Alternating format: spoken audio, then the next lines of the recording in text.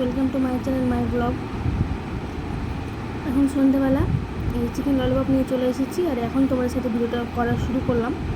এই ভিডিওটা কালকে পোস্ট হবে। তো দেখো, এখানে 2 পিস ললিপপ নিয়ে নিয়েছি আমি, একটা আমার জন্য, একটা আমার দেওরের জন্য, আমার বর এনে দিয়েছে। তো খেতে তো খুব মজাই লাগছে,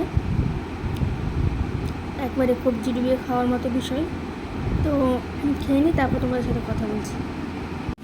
গুড আফটারনুন বন্ধুরা, এখন বাজে 3:30, আর এখন আমি আমার লাঞ্চ নিয়ে এসেছি। আজকে খেতে একটু দেরি হয়ে গেল, আর সকালে তোমাদের সামনে আসতে পারিনি কারণবশত। তো এখন লাঞ্চে আছে আমার ভাত, আম আলু তরকারি, আর এদিকে মাছ আছে। তো খেয়ে নিই, তারপরে কথা বলছি তোমাদের সাথে।